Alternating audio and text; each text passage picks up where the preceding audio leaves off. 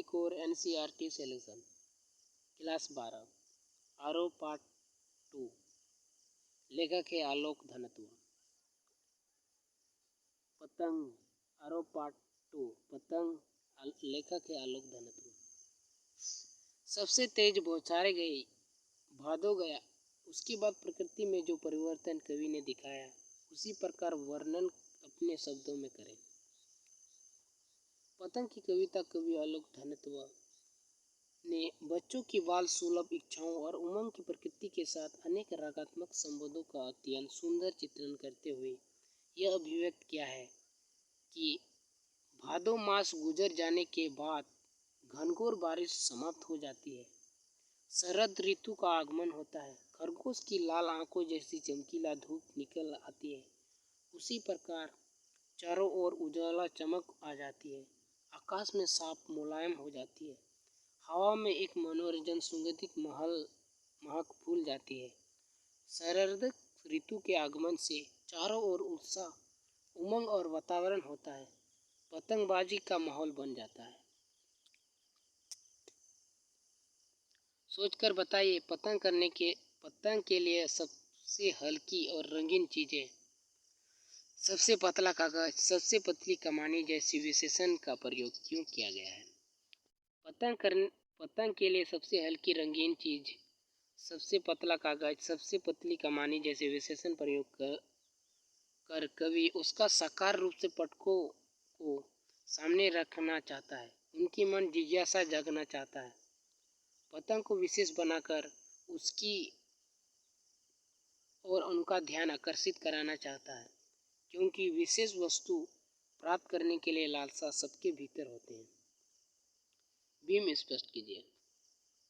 सबसे तेज बौछारें गई, भादो गया, सवेरा हुआ, खरगोश की आंखों जैसी लाल सवेरा, शरद आया फूलों की पार करते हुए, अपनी नई चमकीली साइकिल तेज चलाते हुए, घंटी बजाते हुए, जोर जोर से चमकीले इशारों से बुलाते हुए और आकाश को उतना मुलायम बनाते हुए कि पतंग ऊपर उड़ सके।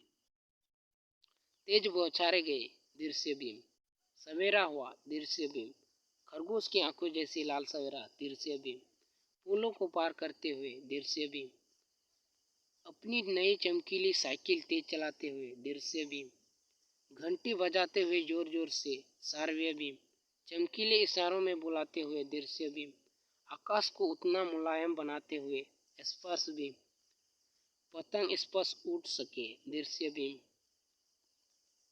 जन्म से ही वे अपने साथ लाते हैं कपास के बारे में सींचे कि कपास से बच्चों का क्या संबंध बन जाता है।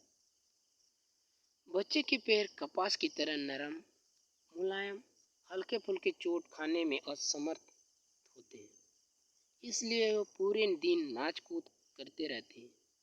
पतंग को ऊंचाई तक पहुंचाने की धुन में वे इतने मग्न हो जाते हैं कि कपास जैसे मुलायम उनके तलवे जमीन की कठोरता का अनुभव ही नहीं कर पाते। पतंगों के साथ साथ वे भी उड़ रहे हैं। बच्चे का उड़ान से कैसे संबंध बनाता है? पतंग उड़ाते समय रोमांचित होते हैं। जिस प्रकार पतंग आकाश में उड़ती हुई ऊंचाई छूती है, उसी प्रकार बच्चे भी छातों पर ढोलते हैं। वे किसी भी खतरे में बिल्कुल बेखबर होते हैं। एक समय ताल पर उनके शरीर हवा में लहराते हुए खुद एक पतंग हो गए हैं।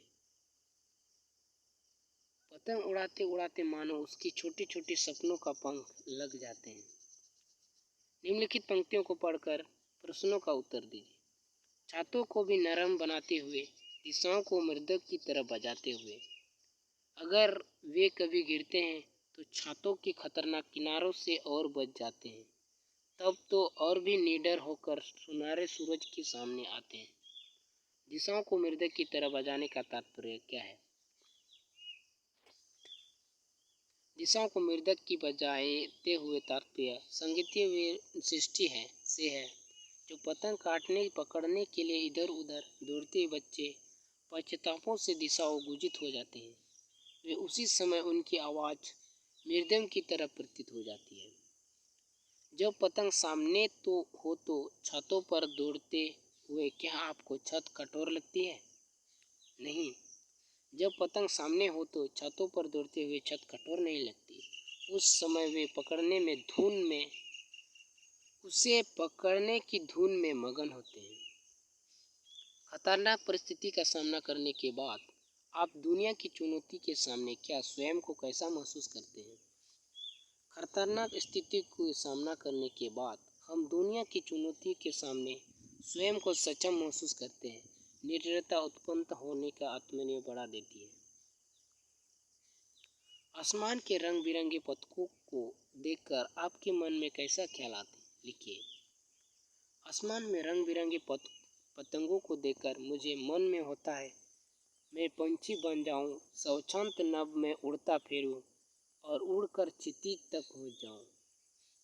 रोमांचित शरीर का या संगीत का जीवन लक्ष्य क्या संबंध है? जब हम किसी कार्य को पूरा करने की मग्न हो जाते हैं तब हमारे शरीर जैसे उस कार्य का लय में डूब जाता है।